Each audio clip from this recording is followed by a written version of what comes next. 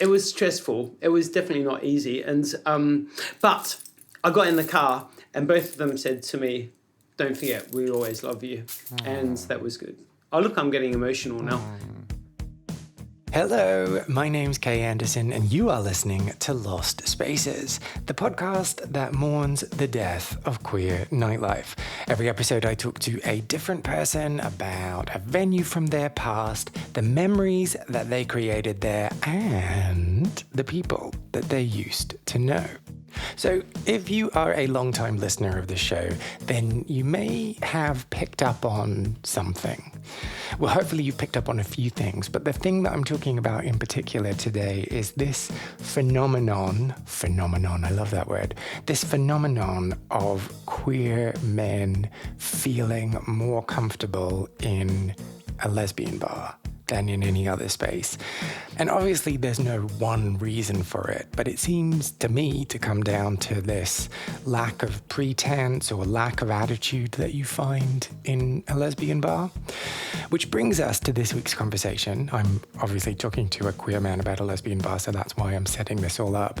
We are headed back to the city that I grew up in, Adelaide, which holds a very soft spot in my heart, to visit the lesbian bar Bean's Bar. And I've only just twigged that Bean is probably like flicking the bean, right? My guest is Marcus Hamence, who is a bit of a man about town in Adelaide. He's an interior designer, an event promoter, and he writes a column for the local newspaper.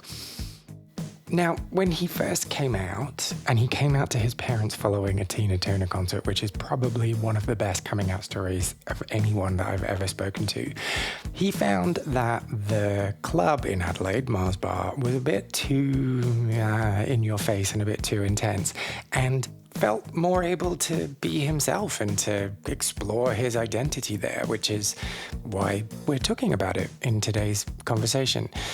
Now, before we get going, I need to say that Marcus wears a lot of jewelry, and so you can hear this kind of jingle jangle going on sometimes during the conversation. Just wanted to let you know in case you were curious what that noise was whilst you were listening. Let's get into it.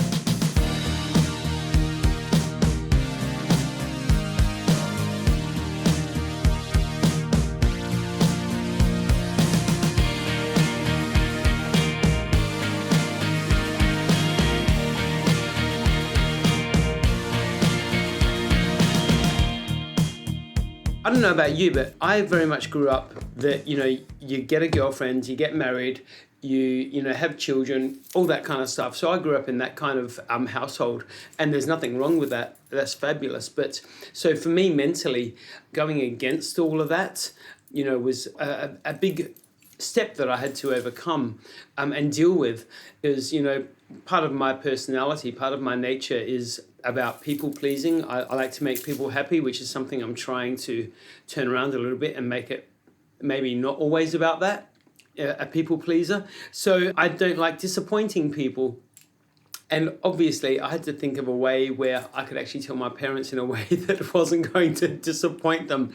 I thought, hey, what's more better than coming out after a Tina Turner concert when we've all had a good night out? So yeah, that was my coming out story. So how did the conversation go? It was, we sat down. It was just me and mum and dad. And I said to them, I'm gay. And there was silence for a while. There was awkwardness. And mum chimed in and said, well, what about her? And because obviously I pretended I had certain girlfriends during that period, which were more so my best friends, definitely not girlfriends. And well, what about her? And what about her? And what about her? I said, she was a friend, nothing ever happened, Well, maybe it was because of her that you turned out gay, maybe because of the heartbreak. But it's like, no, there was no heartbreak. I faked all the heartbreak. There was none of that. The reason why they didn't work out is because, I was gay. So it went on, the conversation went on for a couple of hours, and there was all this uneasiness and awkwardness and all that. And yeah, it was stressful. It was definitely not easy. And, but I got in the car and both of them said to me, don't forget, we always love you. And that was good. Oh, look, I'm getting emotional now. So yeah, there was that. And then it went on for probably about 6 months. where there was just uneasiness and, there was certain things that just couldn't be said or discussed. And now they're just like amazing. They embrace certain boyfriends, certain open boyfriends. Arms and, they're the most... Well, I've had... there's been some questionable boyfriends, let's be honest, but we've all been there. So, yeah, they're absolute champs now. I adore them. And, I put them into a scenario that they weren't expecting to happen. And I'm sure the writing was on the wall. Let's be honest. I had Culture Club posters all over my walls as I was growing up.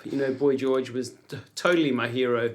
So the writing was on the wall for sure. But I think there's always that denial, I guess.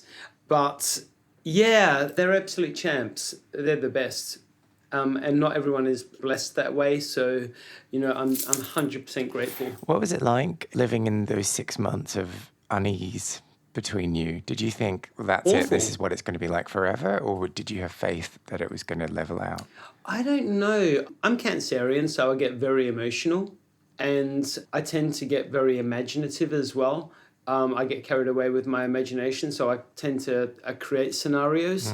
But I think my underlying foundation is a positive attitude as well. So I think I always tried to look and imagined a brighter outcome. I think that period, to be honest, I feel like the period after coming out gay was probably easier for me to deal with than the 6 months before I told my parents and my family that I was gay. That period was torturous. Oh, because of all the imagination and spiraling. Yeah. Whereas afterwards, once you feel like you've disappointed people, you can start to mend it and, show them that nothing's different. So I feel like the 6 months prior were more difficult than the 6 months after. That's not to say that the 6 months after weren't difficult. They were still hard, of course, and there were many, many tears and there were many arguments over the phone and all of that. Hanging up on each other and all that kind of stuff. Oh. Like, you don't understand. No, you don't understand. No, you don't understand. All that kind of stuff. So, yeah, it's not easy. And it's the fear thing. I think it all comes down to fear of the unknown. And I think my parents, and very much my mum, was very much about, what are the neighbours going to think? How are you going to be judged? How is your life going to be affected by this so-called decision that you've made? So my mum was more so worried about my welfare through what I was about to start experiencing more so, maybe. I don't know, it's weird. And so before you came out, had you done anything? Had you practiced your homosexuality? Yes, I had. Yeah.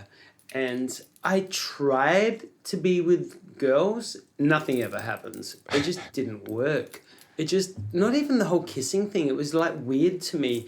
And I remember, sex education back in primary school, being told that this is how it all works, this is how you have babies. And I remember being mortified, thinking, no, there's got to be more to life than this.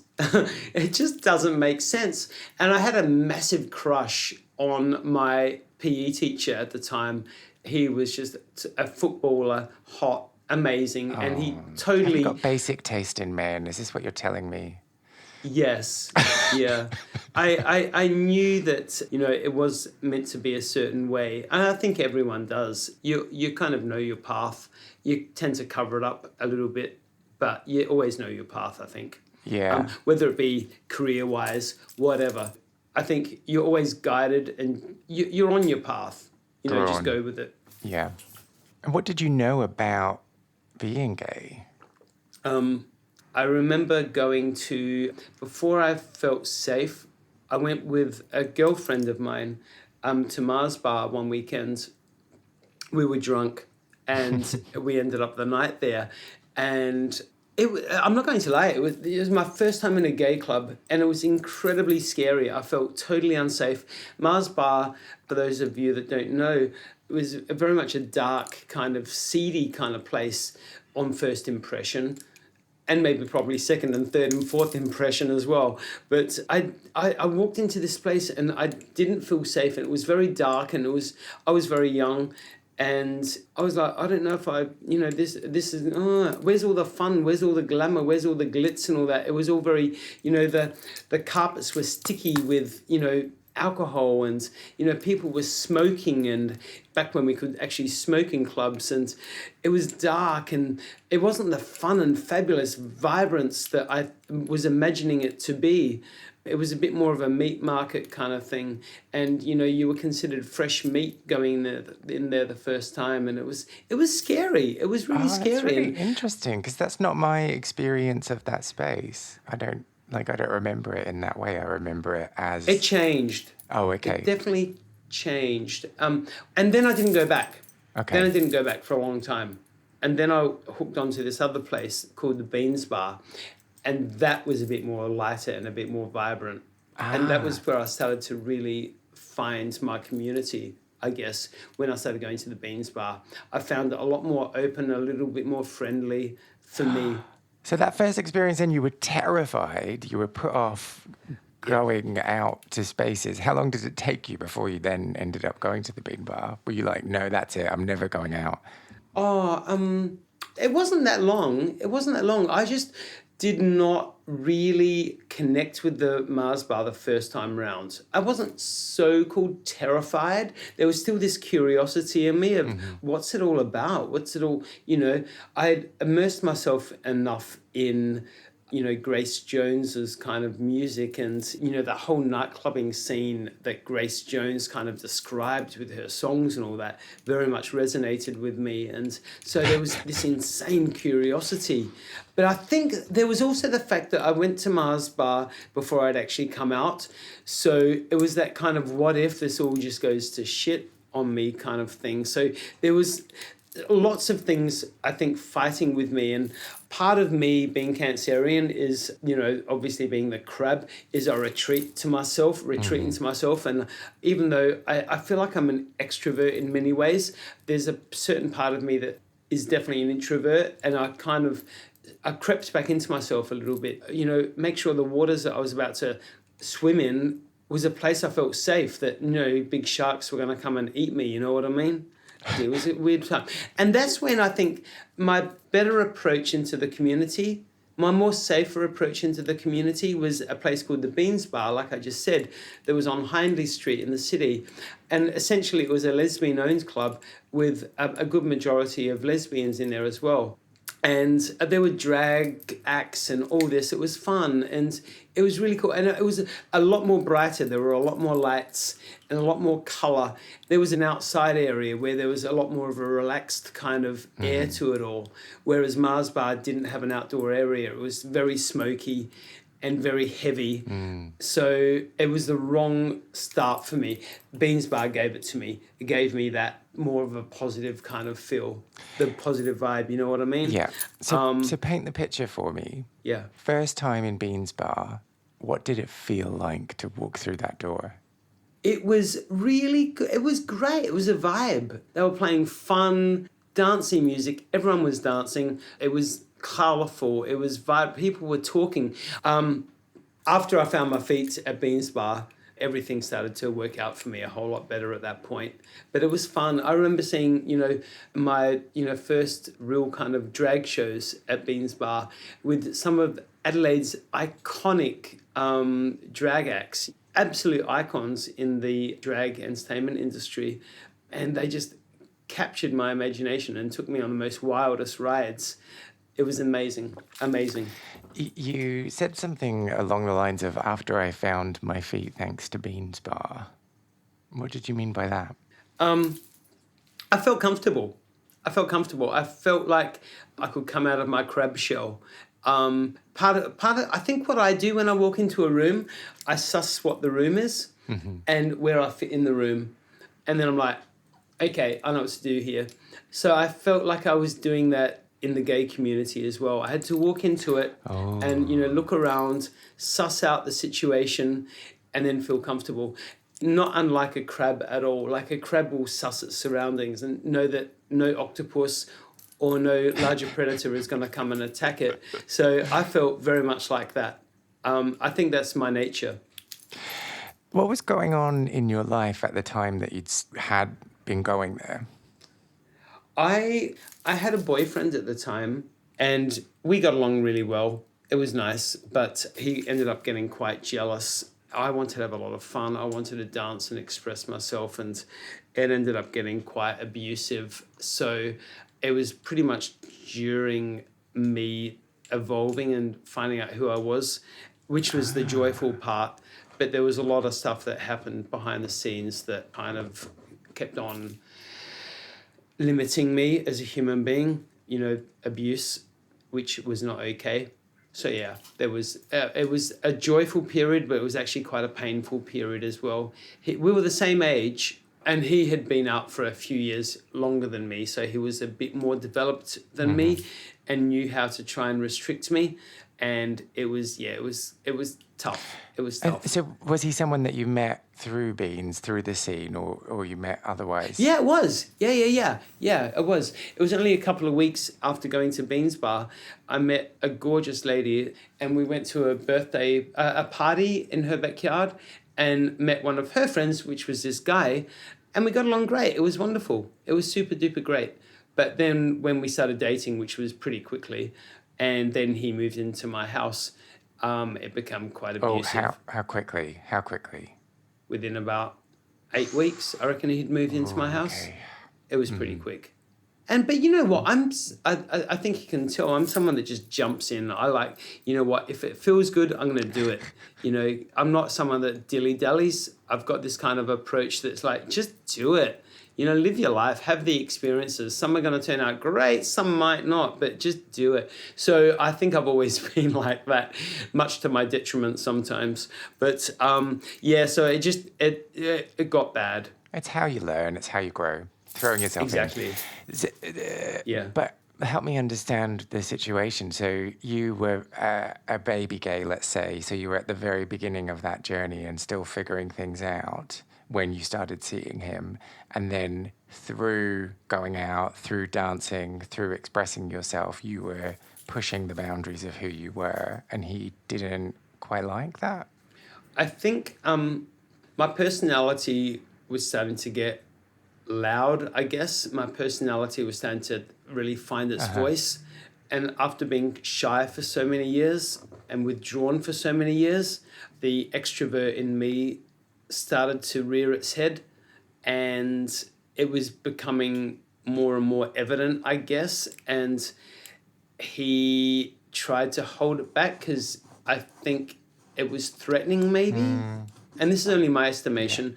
So yeah, and because his personality was a little bit more quieter, and so through the mental abuse and sometimes physical abuse, it was... Oh, I'm sorry. Yeah, to hold me back, and ended up not that great. Did I answer the question? I can't remember what the question was now. But yeah. Are you okay with talking about this? Yeah. Okay. Totally. No emotion there at all anymore. It's fine. But no, it was good. I think we need to have those kind of experiences and go through these things to really work out who we are. Yeah. I feel like you don't find that love of your life, which I'm still searching for, until you've had all those incredible heartaches as well. I think we need to know what full-blown heartbreak is. And I don't want, obviously, anyone I care about to have heartache. And, I look at my beautiful nieces and nephews and all that kind of stuff. I don't want them to, go through heartache. And I certainly don't want them to go through the abuse in relationships that I suffered at all. But it definitely made me stronger, and it made me amazing in regards to finding who I am and what I will stand for and what I won't stand for. This is the weird thing about relationships that I can never quite get my head around, is that you meet someone at a certain time in your life and you either accept that they're going to grow and change, or you kind of put this weird pressure on them to stay exactly the same because that's what they were when they met you and that's what you're like buying into. So it can create all these weird dynamics within a relationship about those expectations, but also about, I want to say property. I want to say like that person becomes your thing and can't change without your permission. And that's when it's all toxic and weird and gross. It's really hard, isn't it? Relationships are tough. I think all kinds of relationships are hard, but intimate relationships are obviously the hardest. I find that, I tend to look at a lot of my relationships in my life and try and work at, essentially all relationships for me are mirrors of my own self. So I try and look at my relationships that are going wrong, whether it be my friends or, well, I don't have an intimate relationship at the moment, but if I was in an intimate relationship and it was getting clunky, I'd be like, okay, well, what is my part in this? How am I doing this? Instead of just constantly blaming the other person, like you. It's not, hang on a minute, what is my part in this? Like, why is this happening? And what part of my psyche is doing this? And I don't want to be too flippant about it, but even if I've had 2 relationships that were physically abusive, and as easy as it is to say, you shouldn't beat me, you shouldn't do that, I need to also look at myself and take some form of responsibility and be like, why have I created that? Why have I allowed that to happen to me? At what point did I decide mentally that I would give that power to somebody else to be able to hit me? And I think that's when we can grow and, find that strength to be able to say it can't happen again. I understand the point you're making. I disagree that you need to take some form of responsibility for someone being physically abusive to you, because that's their choice, that's their action, and that's not anything to do with your behavior or who you are. But I do get the wider point you're making about the dynamics in a relationship and how sometimes what the thing you said was relationships are mirrors of myself. And from that, I'm taking that you kind of get what you give. Yeah, but it's not just about also getting what you give to the other people in your life. It's getting what you give to yourself as well. And I think for me, like if I go into a relationship, this is a good example actually. If I go into a relationship thinking, well, this is going to be doomed, all my other ones were, but you know what? Let's go for a good ride. It'll be fun while it lasts. At least I can save money on rent. Yeah. And I think that's where that terminology baggage comes from, someone with baggage. If we go into these relationships thinking, well, I was screwed over the last time, he cheated on me last time, this one's bound to do it at some point as well. Having this kind of mindset that dooms the relationship before it's even frickin' started. It's like, you tell me you're going to phone me at 7:00 and you haven't phoned me and it's 7:30. A lot of people instantly will like, well, he doesn't care about me. Well, clearly he's cheating on me.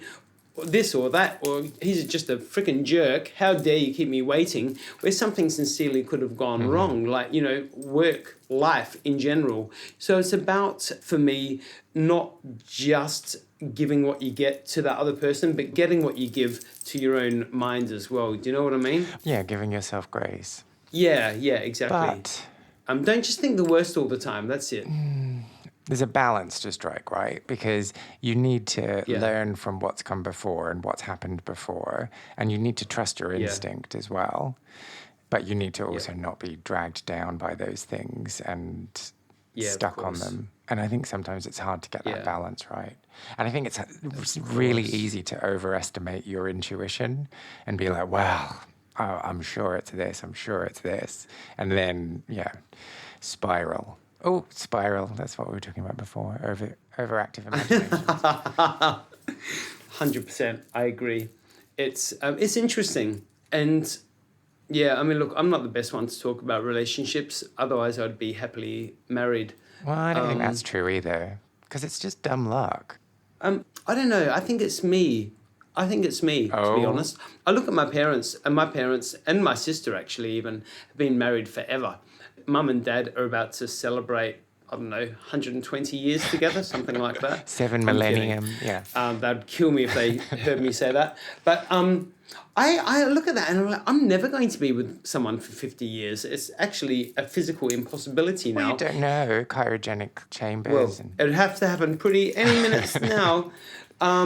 It'll be a while, hopefully. But I think I'm at a point now where I do, hopefully, can give somebody the best of me. I think, obviously, I wasn't at the point in my previous relationships where I was ready to give someone the best of me.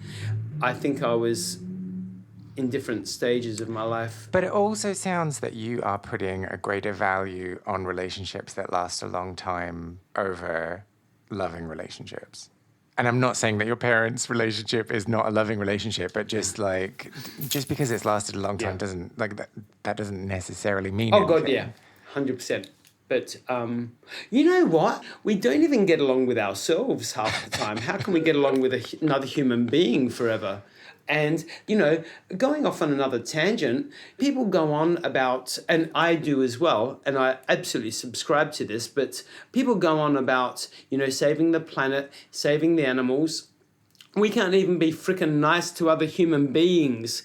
How the fuck can we be nice to the planet and nice to animals when we're fucking shit towards each other? And then it's how bad we treat ourselves. Let's start treating ourselves with kindness.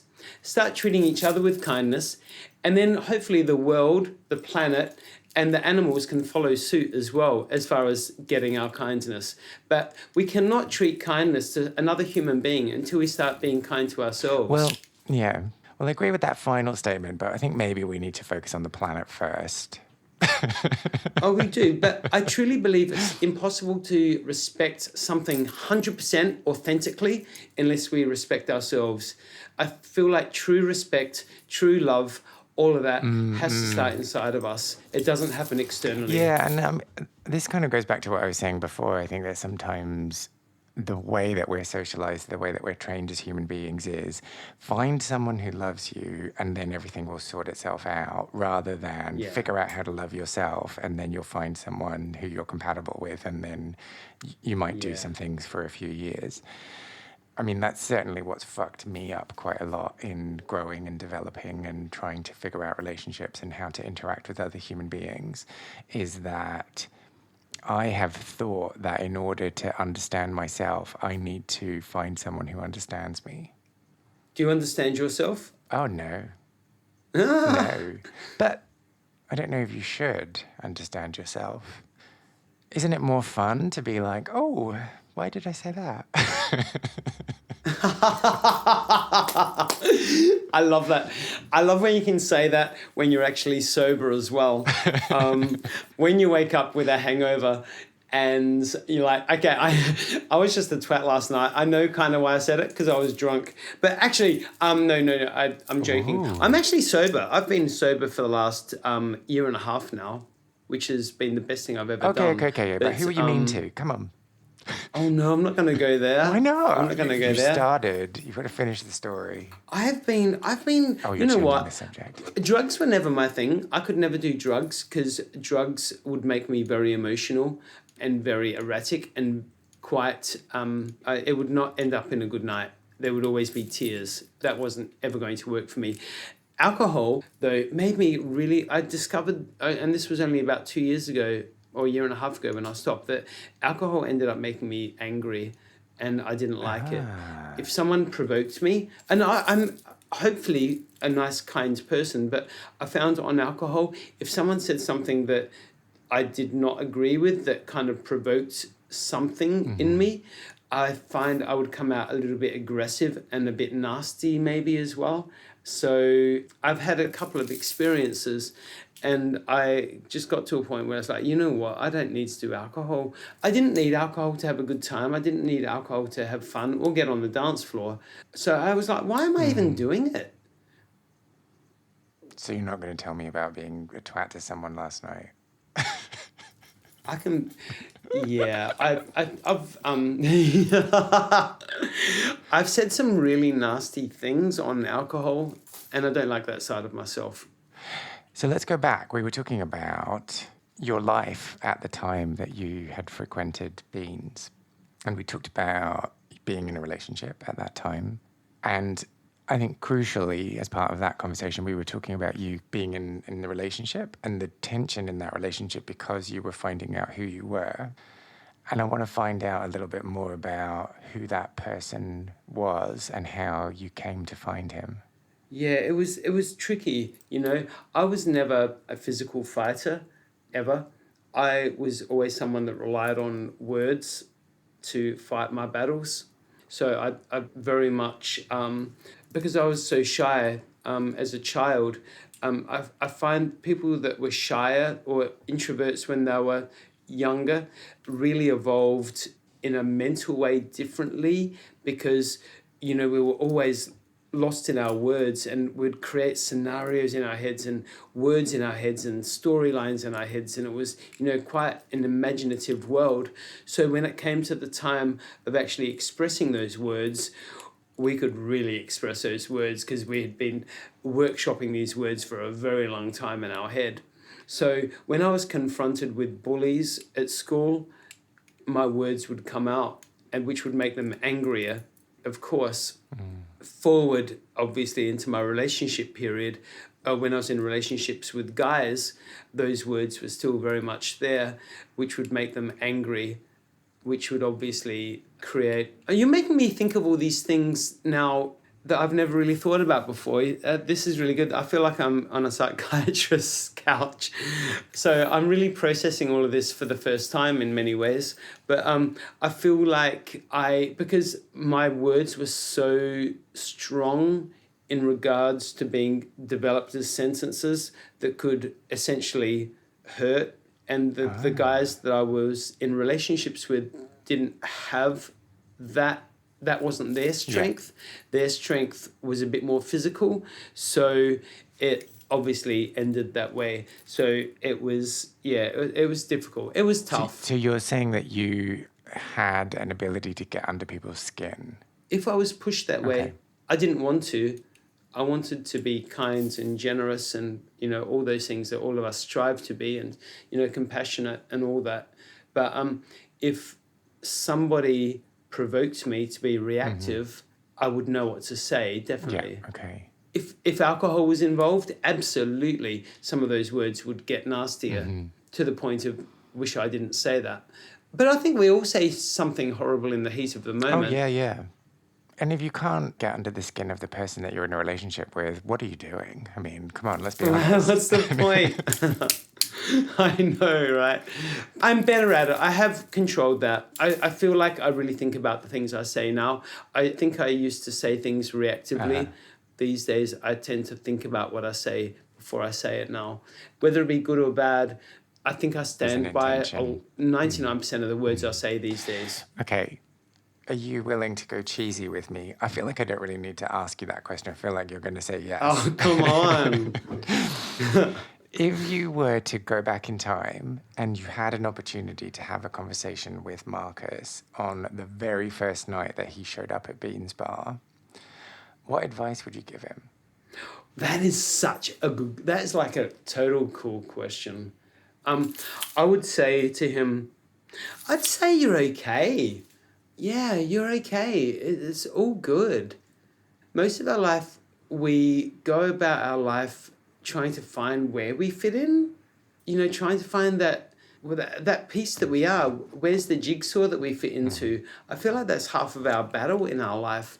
And the moment you realize that you don't actually have to fit into a jigsaw, you're just okay. Just have fun. Don't take it all so seriously. Just enjoy life. And if you're there, experience it. Like turn up mentally, turn up physically, and express yourself. Because you know what? We've been given this beautiful life, the ability to live on this earth for, fingers crossed, a long duration, God willing. Live every day and you realize that you're okay. And you know what? Some people might judge you. Some people won't. Some people will love you. Some people might not. But it doesn't affect the fact that you can still live and breathe and dance if you want to and hug if you want to. You're okay. That's what I'd say. You're okay. Just do it. Just do it. And then Nike would see you. Oh my God, that sounds like Nike. Yeah, just go out there. Get up, dress up, show up. No matter what you do. Do you have any memories of Bean's Bar Or maybe clubbing from your own queer scene that you want to share? Well, if you do, I want to hear all about it, so why not get in touch? I want to create the biggest online record of people's memories and stories of queer clubbing, but I can't do it alone. Go to lostSpacesPodcast.com, find the section Share a Lost Space, and then tell me all about what it is you got up to. There are always bonus points for embarrassing photos, okay? Understood? If you don't have any memories of queer clubbing, or if you don't want to fill out a form, why not just get in touch on my Instagram or my Facebook, where my profile is at Lost Spaces Pod. I would love to talk to you. You can also find out more about Marcus by visiting his website, marcushamence.com, and that is Marcus with a K, or following him on Instagram at Marcus Hamence. If you enjoyed this episode, I would really appreciate if you took the time to subscribe, leave a review on your podcast platform of choice, or just tell other people who you think might be interested in giving it a little listen too. My name's Kay Anderson, and you have been listening to Lost Spaces.